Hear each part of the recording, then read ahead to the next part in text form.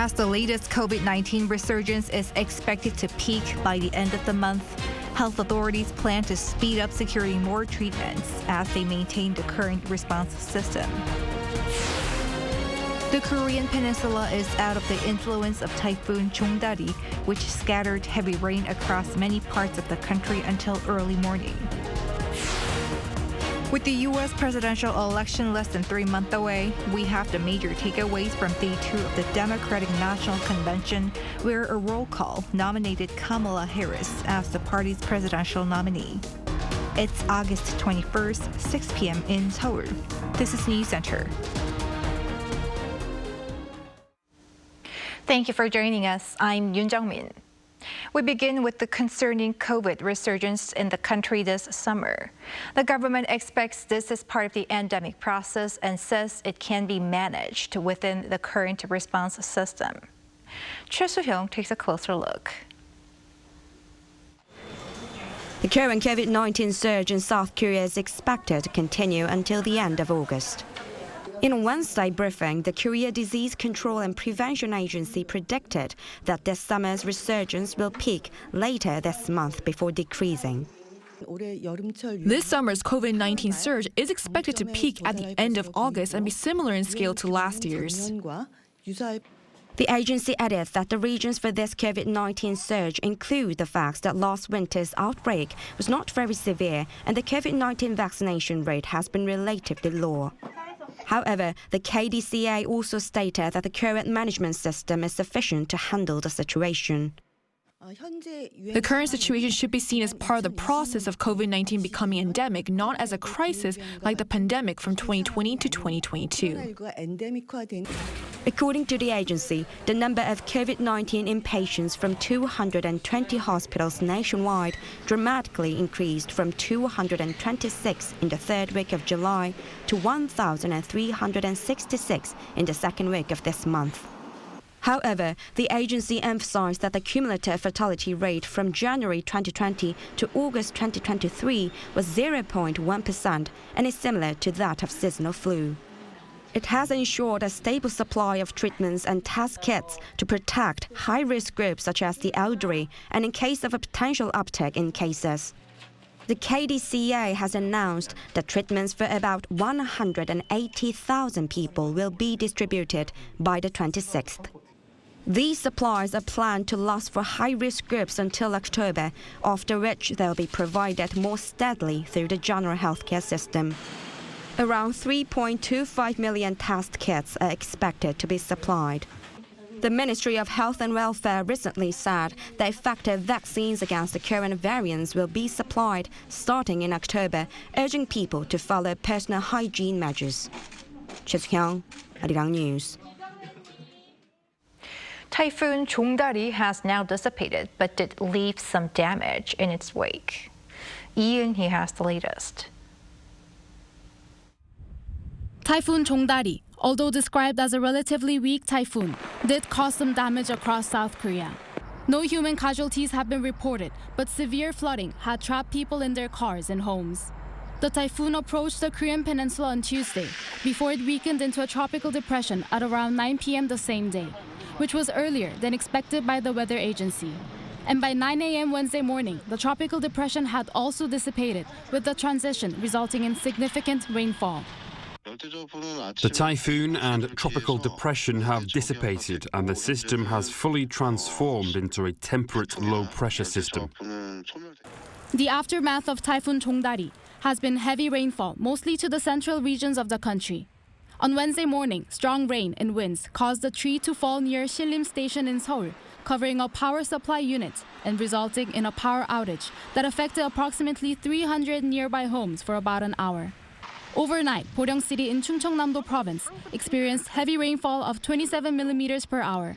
This intense rain coincided with what is called the 백중사리, period when sea levels are at their highest for the year, and caused flooding to nearby roads and shops. Due to the severe flooding, over 20 areas including bridges, roads, and coastal areas have been placed under control. The city of Incheon has also experienced heavy rain and strong winds, leading to over 30 reported instances of damage, including flooded roads and vehicles, as well as fallen trees. This included more than 4 houses flooded in Gangwon County, which led firefighters to carry out drainage work. Rain is expected to continue nationwide until Thursday, and high temperatures and humidity will also persist in the coming days. The Korea Meteorological Administration forecasts that tropical nights are likely to continue, with heat waves potentially persisting due to warm, moist air coming from the southwest. Lee Eun-hee, Arirang News. Meanwhile, greater support is coming for the victims of real estate fraud. The National Assembly Committee on Land and Infrastructure approved a revision today that guarantees the victims of rental scams up to 20 years of residence in the property they've rented. The bill further lessens the requirement to be acknowledged as a victim, upping the deposit amount limit for tenants to 700 million Korean won, or roughly $530,000 US. If approved by the full Assembly next week, the change will serve to improve an existing law enacted last year after tens of thousands of fraud cases were reported across the country through the abuse of Korea's unique rental system called Cmte. South Korea's fuel tax cuts will be extended through October as fears grow over a wider regional conflict in the Middle East. Moon Hae-ryun tells us more. The South Korean government is extending fuel tax cuts until the end of October as global oil prices surge with mounting tensions in the Middle East. That's according to Finance Minister Choi Sang-mok during an economic meeting on Wednesday. Volatile global oil prices due to the recent escalating tensions in the Middle East to place a burden on people's livelihoods. As a result, the government will be extending the fuel tax cut for 2 months until the end of October. Currently, the tax on gasoline is levied at 656 Korean won per litre, with a tax rate cut of 20% applied. For diesel, it's 407 won per litre, down by 30%. Back in July 2022, the government expanded the fuel tax cut rate to 37% for gasoline and diesel in an attempt to stabilize consumer prices before reducing the rate in steps. This is the 11th time that the government has extended the fuel tax cuts, as they were due to expire at the end of this month. Global oil prices have been prone to fluctuations in recent days, with uncertainties in how the conflict between Israel and Iran will play out. On Wednesday, oil prices slipped as mediators from Egypt and Qatar, as well as U.S. Secretary of State Antony Blinken, pushed for a ceasefire agreement. However, the market is volatile, with oil prices rising for 5 straight sessions due to positive U.S. economic data a week before. Stabilizing domestic consumer prices is a key reason behind the extension of the fuel tax reduction measures. Last month, oil prices at home rose 8.4% year-on-year as the government lowered the fuel tax cut rate. This is the highest increase seen since October 2022. Initially, the government expected revenue from traffic, energy and environment taxes to reach 15.3 trillion won this year, or around $11.5 billion US, which is up by more than 40% than last year.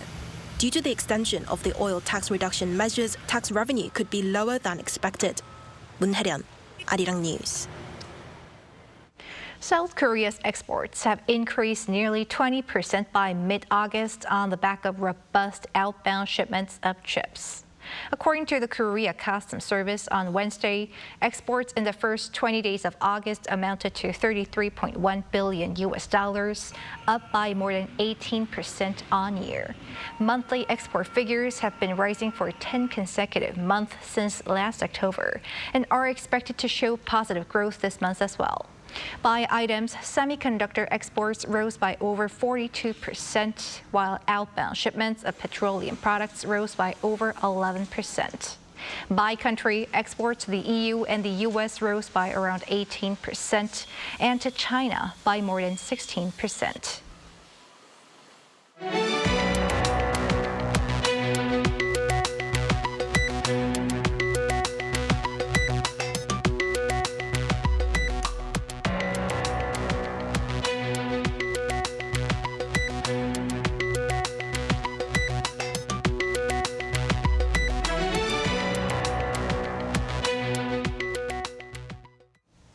On day 2 of the DNC over in Chicago, U.S. Vice President Kamala Harris has been nominated as the Democratic presidential candidate in an energetic roll call. Former President Barack Obama was also there with strong words of support for Harris's race to the White House. Choi Min-jung has the takeaways. The U.S. Democratic National Convention held a ceremonial roll call in Chicago on Tuesday, endorsing Kamala Harris to be the next president of America. Though the Democrats had already nominated Harris 3 weeks ago with 99% of the delegate votes at a virtual roll call, Tuesdays gave the delegates the opportunity to verbally voice their support. With rapper Lil Jon taking the stage, the roll call quickly turned into a dance party. The vice president addressed the DNC in a video call from a rally in Wisconsin, saying she's honored to be their nominee.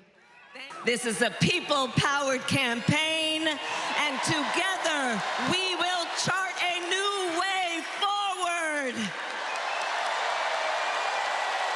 A future for freedom, opportunity, of optimism and faith. The second night of the DNC closed with former President Barack Obama calling on Americans to elect Vice President Kamala Harris for president. Speaking in Chicago on Tuesday night, Obama said the torch has been passed as he made a strong case for Harris. America's ready for a new chapter. America's ready for a better story. We are ready for a President Kamala Harris. Obama said Harris would work on behalf of every American, especially the working class, as he described Harris as a person who spent her life fighting on behalf of those who need a voice. He also encouraged Americans to vote, saying the U.S. does not need more years of the Republican candidate, Donald Trump. We do not need 4 more years of bluster and bumbling and chaos. We have seen that movie before, and we all know that the sequel is usually worse. Harris will deliver her acceptance speech as the presidential nominee on Thursday. Choi Min-jung, Arirang News. U.S. President Joe Biden has reportedly approved a nuclear strategy that seeks to prepare the country for possible coordinated threats from China, Russia, and North Korea. Citing a highly classified document approved in March, the New York Times reported Tuesday that Biden approved the revised strategy titled the Nuclear Implement Guidance, which is updated every 4 years or so. The newspaper added that this takes into account the rapid buildup of China's nuclear arsenal, which the Pentagon believes its stockpiles will rival the size and the diversity of the U.S. over the next decade. But when asked about this report, the White House said the plan was not a response to a single country or threat. Iran's pledge to retaliation against Israel may take a longer time than expected, while Hamas has dismissed a Gaza ceasefire proposal, criticizing President Biden. Cha Yun-kyung has more. According to a spokesperson for the country's Islamic Revolutionary Guard Corps on Tuesday, Iran's pledged retaliation against Israel for the killing of Hamas political leader Ismail Haniyeh in Tehran will take some time to be realized. In an interview with state media, the Islamic Republic of Iran Broadcasting, the spokesperson said that Iranian actions will be very calculated ones. He said that a revenge attack was inevitable. Meanwhile, the firm stand of Iran after the assassination of Haniyeh has been toned down. We do not seek to escalate tensions in the region and support sincere efforts made by all parties to achieve a ceasefire. In addition, we would like to reiterate that Iran has the legitimate right to punish aggressors and deter Israel. In the meantime, U.S. Secretary of State Antony Blinken, who has been making diplomatic efforts to secure a ceasefire in Israel's war with Hamas, visited Qatar right after meeting with the Israeli president in Tel Aviv on Tuesday. Blinken is pushing the Hamas leadership through intermediaries to continue talks on a ceasefire deal, adding that Israel has accepted the U.S. ceasefire plan. Israel has now accepted that proposal. I heard that directly from Prime Minister Netanyahu yesterday. And we hope and expect that Hamas will do the same.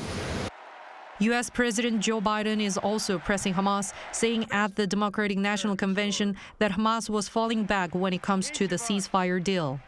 However, a Hamas official on Saturday local time dismissed Biden's ceasefire proposal for Gaza, adding that remarks by Biden and Blinken were falsely endorsing it and allowing the Israeli government to commit crimes. 차윤경, Arirang News. Russia claims it has captured an eastern Ukrainian town that is strategically significant in terms of logistics as part of its response to a surprise incursion by Kyiv in recent times. Lee Jin explains. Russia said on Tuesday that it had captured the eastern Ukrainian town of New York, a small yet strategically important logistics hub and a significant part of Moscow's push to capture the entire Donetsk region. Donetsk is one of 4 Ukrainian regions that Russia claims to have annexed, while it remains a territorial claim that Kyiv and the West have rejected as illegal. 2 weeks after Ukraine's surprise attack on Kursk, aimed at weakening Russian forces, the Kremlin announced on Tuesday that new military groupings were being formed in eastern Ukraine.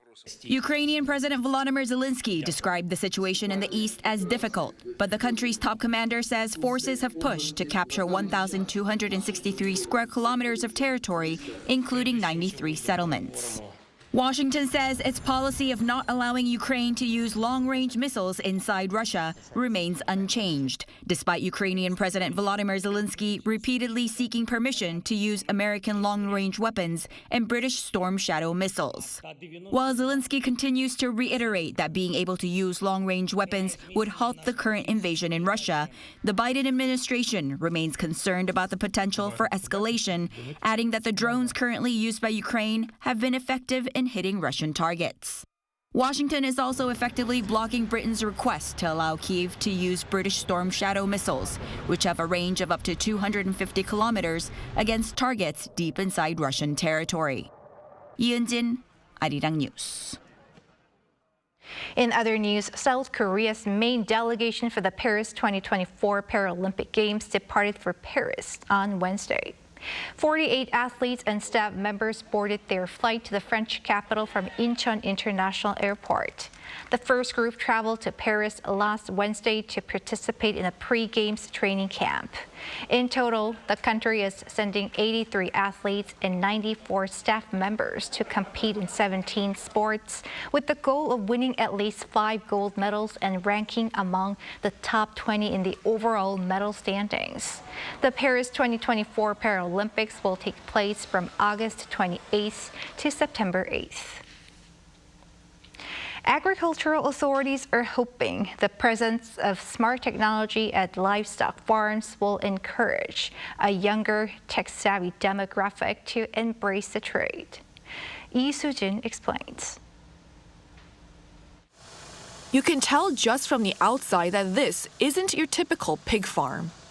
This farm in Pyeongtaek, Gyeonggi-do province has adopted smart livestock technology that increases the PSY, or the number of piglets born per sow, per year. It also reduces the infamous foul odor of pig farms, making pig farming more appealing to young people, which, according to the Agriculture Ministry, is an urgent need.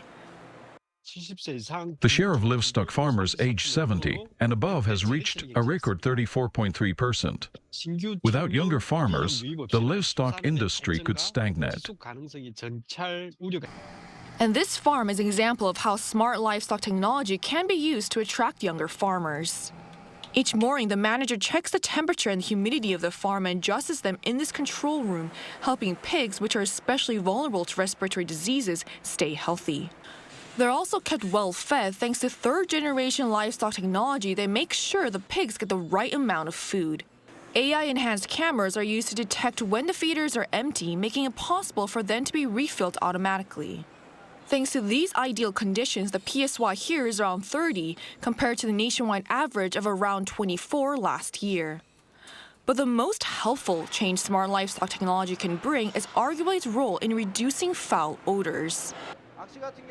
Before this technology, livestock farms were often plagued by numerous complaints. Getting rid of the smell not only benefits the people in the area, but it also allows for a more pleasant working environment. Air released from the farm is gathered into an air shower room where a whopping 100 tons of water is used every hour to purify the air before it's released. More widespread use of smart technology at livestock farms like this is expected to encourage more young people to join the agriculture sector, giving it a much-needed boost. As part of its efforts to boost usage, the Agriculture Ministry is providing mentoring programs to teach young people how to use this technology. Continued efforts like this by the public sector will likely result in a new generation of farmers meeting the growing demand for meat through the use of smart livestock technology.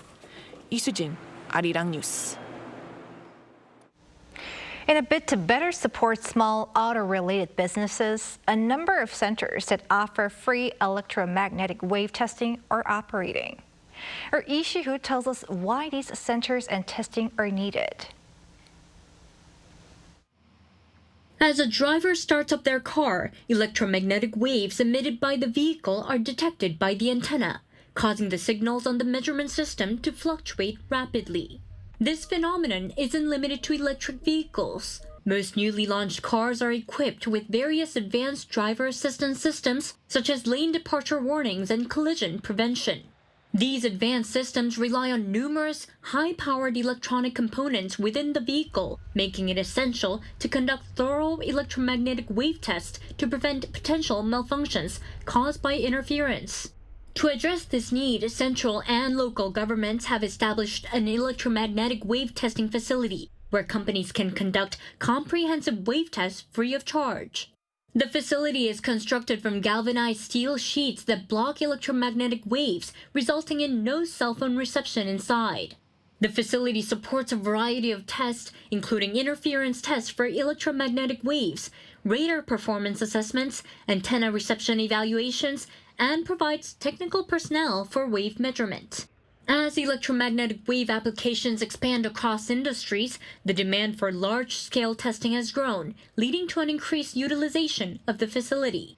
Electronic equipment that relies on wireless signals requires rigorous electromagnetic wave testing. However, small and medium-sized businesses often struggle to conduct these tests independently due to the high cost involved. With this facility, all companies can now access up to 5 days of free testing, enabling them to perform essential evaluations without the financial burden. Like its name, the electromagnetic wave testing facility provides suitable environment for wave tests for anyone. Also, we support high-end measurement equipment for free. Currently, electromagnetic wave testing facilities are available in Seoul, Daegu, and Chungcheongbuk-do Province. These facilities provide significant support for the growth of small and medium-sized businesses, while also meeting the testing needs of local companies that require electromagnetic wave assessments. Lee Si-hu, Arirang News.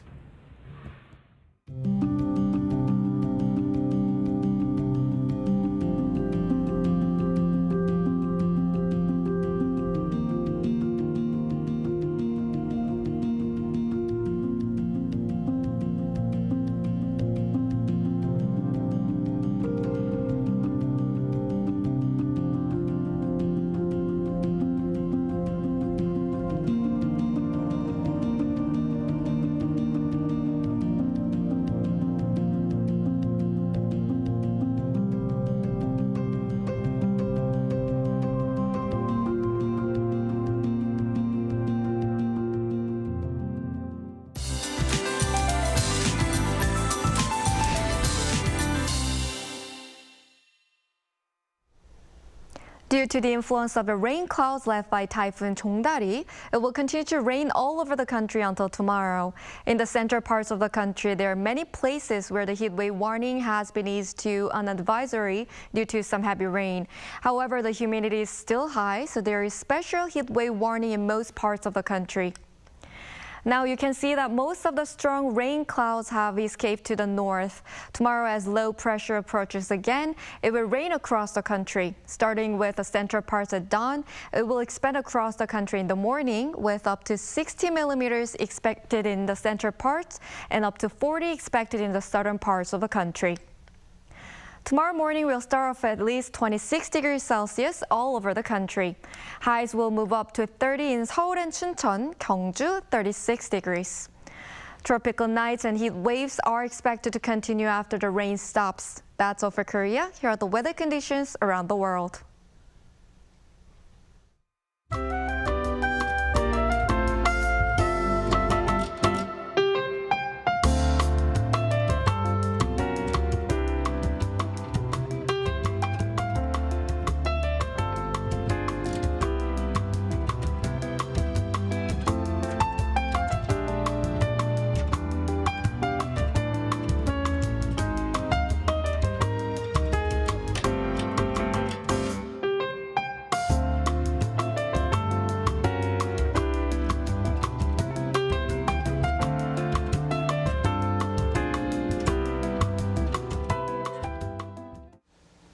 That is Newscenter for tonight. Thank you for watching. A panel session is coming up.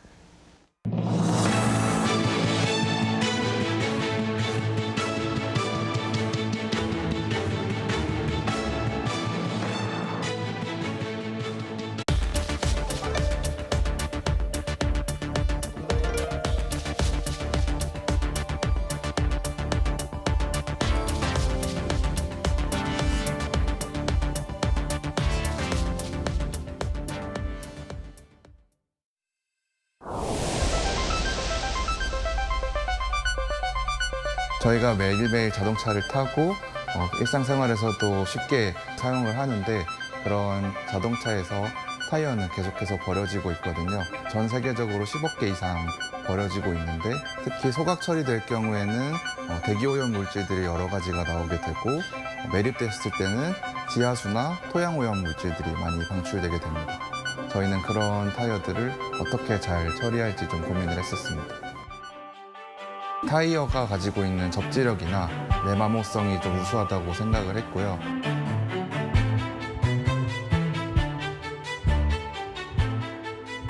저희는 타이어 하나로 신발을 3.5켤레 정도를 만들 수가 있어요. 그렇게 됐을 때 저희의 신발 한 켤레는 타이어에서 발생되는 탄소를 8.9kg 정도 저감할 수 있는 그런 효과가 있습니다. 이 일을 시작하기 전에는 타이어가 그렇게 많이 버려지는지도 몰랐고 그리고 버려진 타이어들이 환경 파괴적으로 처분되는 것도 사실은 잘은 몰랐어요. 점점 더 적체가 되고 있거든요, 타이어들이. 시간이 지나면 지날수록 더 큰 문제가 될 것 같다는 생각에 지금 일을 하고 있습니다. 타이어마다 모양이나 패턴이 굉장히 많이 다양한데 내가 가지고 있는 신발이 다른 신발들과 모양이 다를 수 있다는 점, 그런 점도 그 재미 요소로 좀 다가가고 있습니다.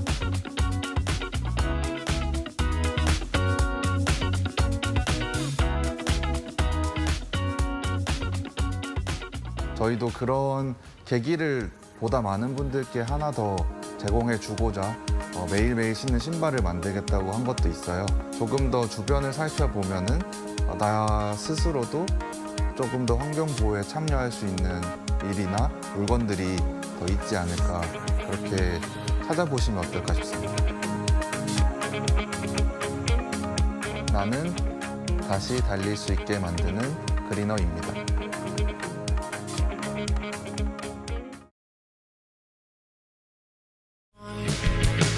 보내준 건 적극인 것 dream and drive 출주하는 꿈의 모양 slow when I 날아다니네 월월 난 어디 있니 넌 알고 있니 거북이 날아다니네 마치런 달콤한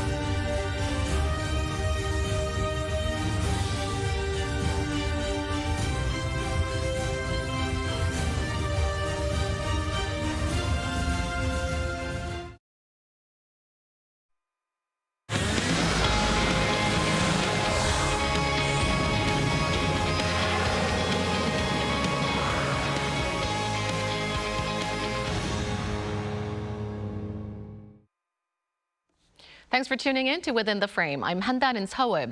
South Korea and U.S. forces kicked off their annual Ulti Freedom Shield exercise this week, aiming to boost joint defense posture against evolving North Korea threats. The joint drill comes after President Yoon Suk-yeol unveiled a new unification doctrine that puts much greater emphasis on freedom, democracy, and human rights values than past unification approaches. Despite the potential for these developments to provoke North Korea, Pyongyang's missile activity and trash balloon campaign has notably paused, leaving many to speculate on its next possible move. Meanwhile, a North Korean soldier defected to the south, adding to the recent series of defections from the north.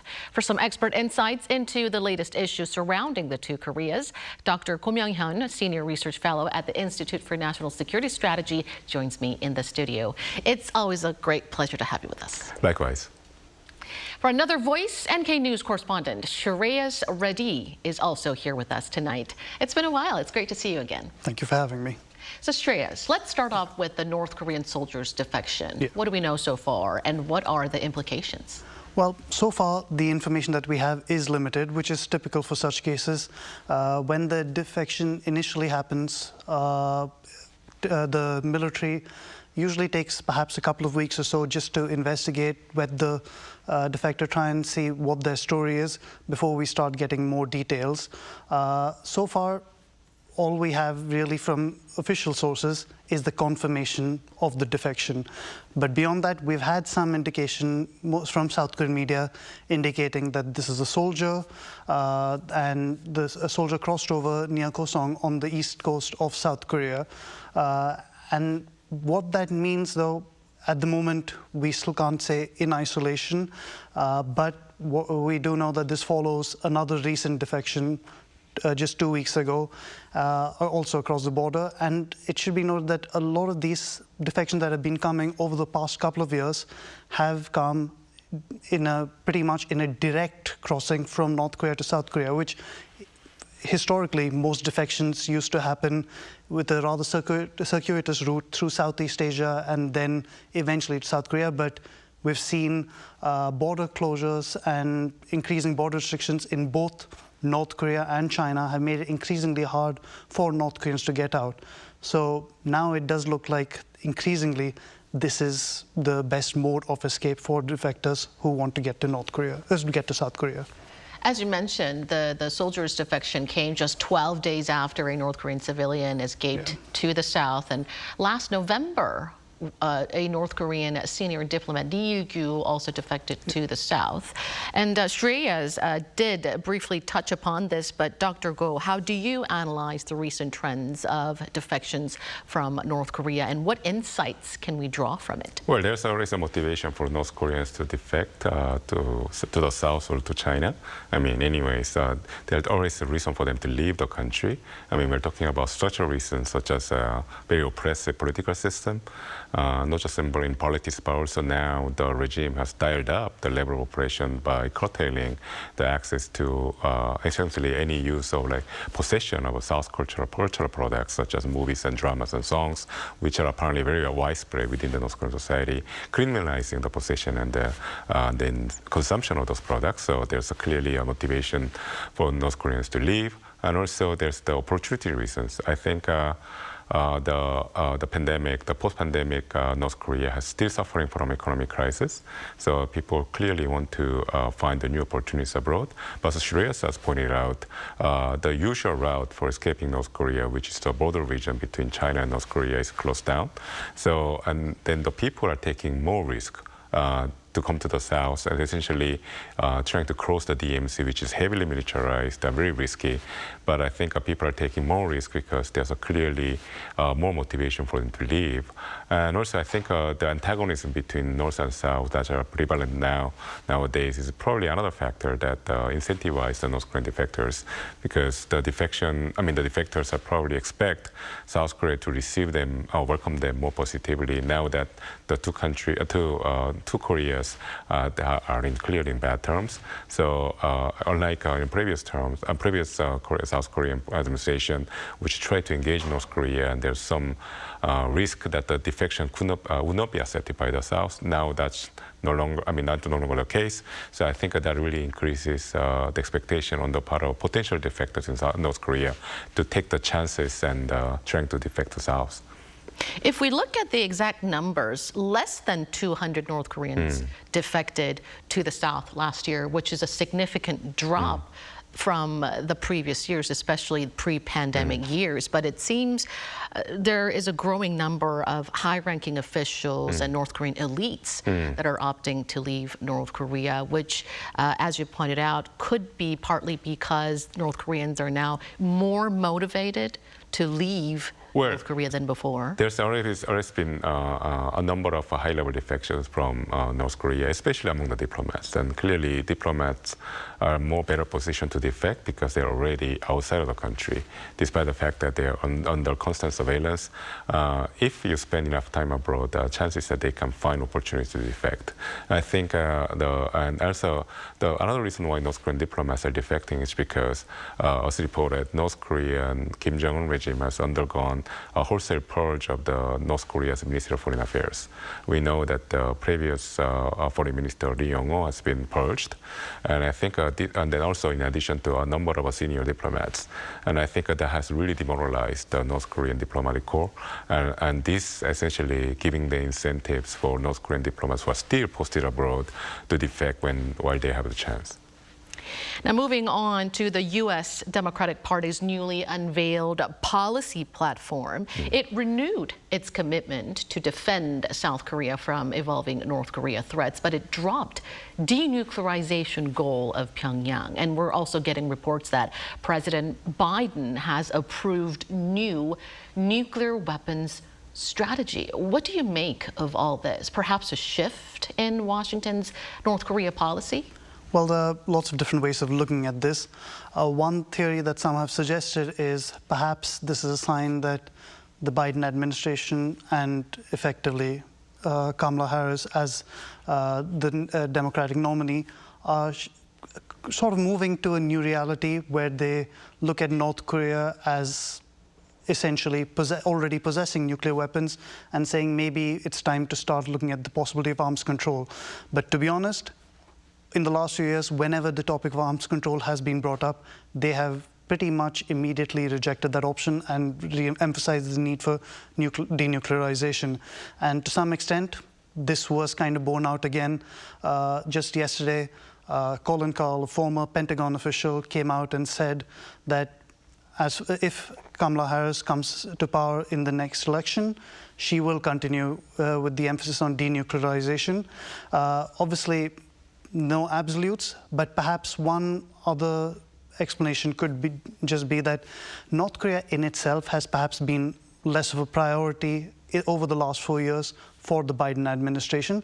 And frankly, it's not just them. Even the Republican platform didn't really mention North Korea as such. So it's possible that it'll still be part of their goal, just not necessarily the main goal. And this is something that we also see reflected in the reports about Biden's supposed new nuclear strategy. Now, we don't really know the details beyond media reports about what this could involve, but so far the report suggests that its main emphasis is China, which is very much in line with Biden's security strategy over the last few years, and perhaps North Korea is more secondary as a nuclear concern as well, but that doesn't necessarily mean that it's a complete sea change just yet. So Biden's reported approval of new nuclear strategies are mainly aimed at countering China and perhaps the emerging axis of China, North Korea, and Russia. Yeah, right. So and we don't know for sure yet if this could mean a shift in Washington's North Korea policy, and it remains to be seen whether denuclearization talks will be shifted to arms control talks. Now, Dr. Ko, President Yoon introduced South Korea's new unification doctrine, marking National Liberation Day last week. What's your take on it, and also on the controversy that it implies absorption of North Korea through military aggression? Well, I think I'll address the latter part first. I think that's a little bit of an exaggerated interpretation of what President unification doctrine is about. Clearly, the president has essentially introduced a fundamental change to the South Korea's conception of unification going forward. The big contrast between the President Yoon's doctrine and the previous doctrine, which has been placed for the last 30 years, is that the President Yoon is emphasizing value here. In this case, the value would be liberty.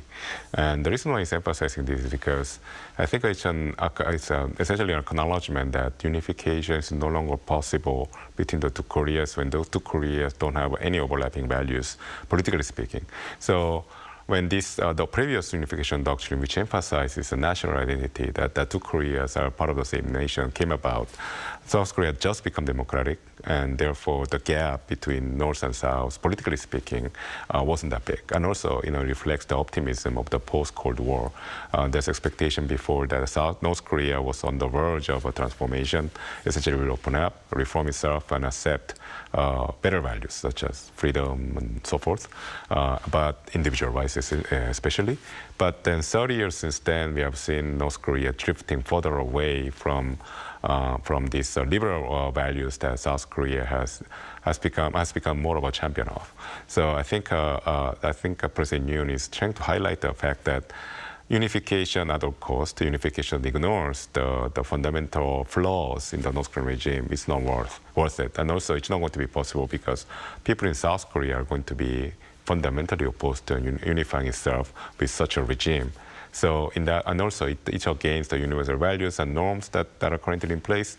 For instance, we cannot imagine accepting Kim Jong-un, giving him a free pass, despite the wide-ranging like a human rights violation the regime has subjected its own people to.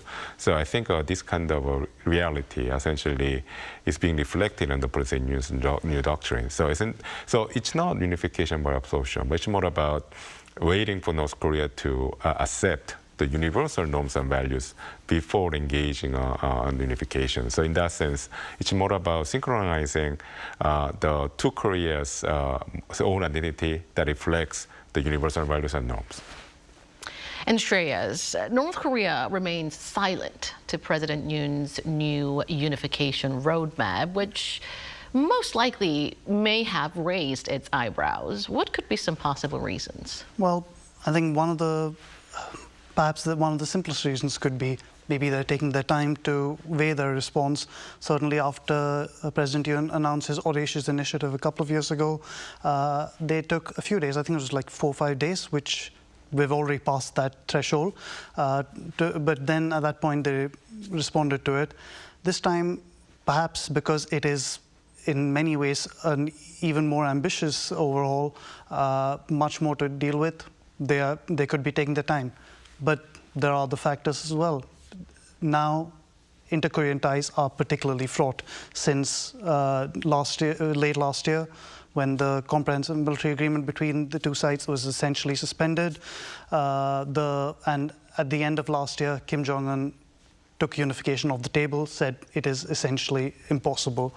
And so perhaps they're looking at this and saying, this isn't something we immediately need to respond to. We've already made our displeasure clear. I'm sure they'll eventually release some statement that they haven't really stopped expressing their displeasure in other ways.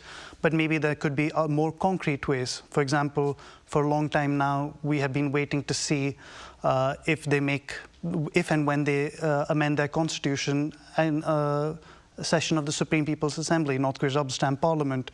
It's all but a given that they will make that change, that they will formally say, we're no longer pursuing unification, we're no longer see ourselves as one country. So if and when they do it, maybe that could be a more telling statement than simply releasing a statement of condemnation. But at the same time, I think we will also see the latter. One perhaps other factor is North Korea could simply have other things to deal with on its plate right now. We know that the country is dealing with severe floods. They're struggling at the moment. So that's something that, at least from a propaganda perspective, that is taking up their attention, where they're trying to portray the leader in particular as taking care of the people. So maybe this is something that They could release a statement to external audiences, but it's also not the biggest priority. At the same time, on the foreign relations front, they could also have other competing interests with China and Russia, where they're trying to balance their relationship. Perhaps going all out on an anti-South Korea front may not be the most helpful policy for them at the moment. Meanwhile, South Korea and U.S. forces kicked off their Ulti Freedom Shield combined exercise. Give us the details. What's different from last year? Well, they have slightly expanded in terms of the number of exercises. So they've got 48 field training drills this year, up from 38 last year. But at the same time, there are some other changes. In some ways, while they've expanded it, in some ways perhaps it's less how, well, North Korea still views it as provocative, but in some ways it is not as directly aimed at them as one would expect. So even though we've got 48 drills, about 20,000 soldiers from the South Korean side, there was some talk ahead of the exercises that there would be a very strong focus on joint deterrence against North Korea's nuclear threat, an actual simulation of a North Korean nuclear attack scenario. But in the last couple of weeks, we've seen the US and then South Korea come out and say, we're not focusing on joint activities related to that. That is not part of the plan. South Korea is still going to have some exercises from its side to deal with potential North Korean nuclear attacks. But for the most part, this is more a general, broad exercise that will also consider North Korea's nuclear use. What form that will take, we don't entirely know. And another change is particularly the US was keen to, or actually South Korea was keen to emphasize that they're not going to have as many exercises, they're not going to hold exercises as close to the North Korean border as they did in the past. Certainly last year we saw a lot of exercises, a lot of photo opportunities actually, in a sense, of exercises being held very close to the inter-Korean border. And I think in some sense, with tensions at the level they are now, perhaps they felt it wasn't conducive, perhaps the US and South Korea together decided this isn't the best approach we can take right now. But at the same time, they want to expand their operations overall, look at different kinds of exercises. So we're seeing amphibious landing drills, we're seeing 5-day air exercises with about 2,000 sorties, and a whole range of exercises that are essentially expanded in a bid to boost joint defense capabilities. North Korea slammed the UFS drill as a rehearsal for war, saying that, quote unquote, it will constantly maintain the balance of power through great deterrence.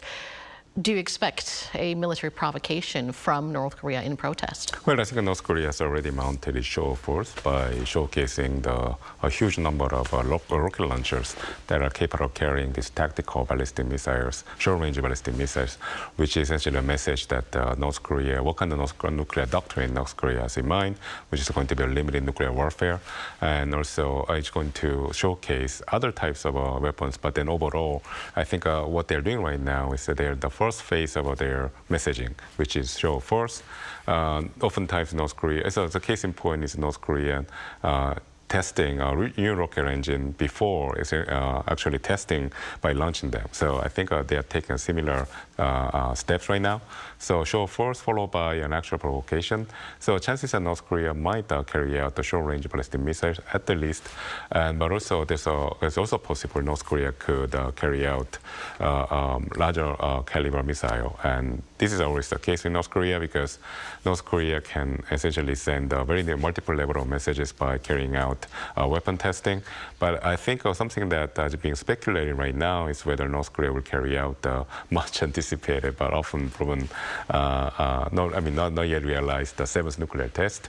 And then because this is a very important political year for the United States, and then I think there's this concern that North Korea might stage major provocations such as a nuclear test before there's a new administration in Washington. And now clearly there's going to be a new administration because President Biden is not going to run for re-election. So chances that no chance, but it's surely going to be between Kamala Harris or Donald Trump.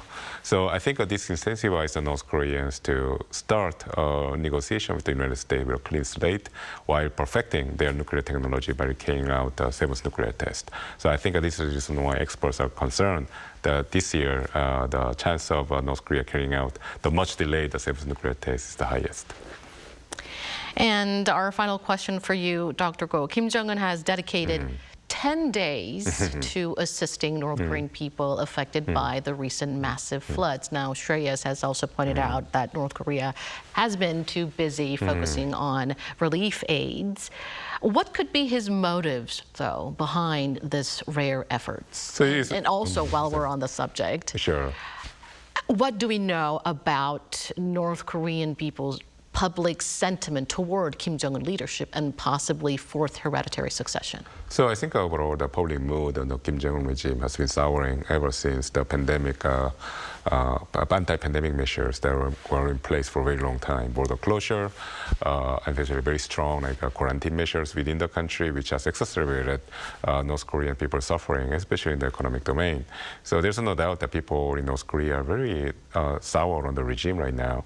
So what North Korea, the regime has put on the table as in return was strengthening the cult of personality around Kim Jong-un, as well as justifying the North Korea's quest for nuclear development by saying that essentially it's for the future generation of North Korea, and then in the process they used the Kim Joo-ae, the daughter of Kim Jong-un, as a symbol of it. But I think North Korea's this is an unprecedented response by Kim Jong-un by spending 10 days in the zone affected by the flood. It's essentially North Korean regime taking advantage of a crisis as an opportunity. So North Koreans are using this opportunity to essentially strengthen the image of North Korean leader Kim Jong-un as a lovely father figure that's trying to help out the public. And the keyword here for the North Korean regime's propaganda is the idea of a lovely, the leader that loves the people, or Emin. So they're emphasizing this keyword over and over again, but this keyword is not new. Actually, it came out in 2020. So there's a clear continuity in North Korea's propaganda campaign. So you can see, you can consider the North Korea and the Kim Jong-un's continued appearance in the affected zones, affected by the flood, as a part of the North Korea's long-term propaganda campaign. So eventually, I think what North Korea is going to do is to essentially keep the restrictive measures in place. There will be no relaxation of the measures, the law against the South Korean culture, the law against essentially, law against the marketization of the economy and so forth. But in return, North Korea is going to only strengthen the cult of personality. And this is the very example of that right now. All right, and we'll conclude our discussion there. Thank you, as always, Dr. Go, for sharing your thoughts with us. Always my pleasure. And thank you, Shreyas, for your presence with us today. We appreciate it. Thank you. And that brings us to the end of the show. Thank you for watching, and be sure to tune in same time tomorrow to join our conversation. Goodbye for now.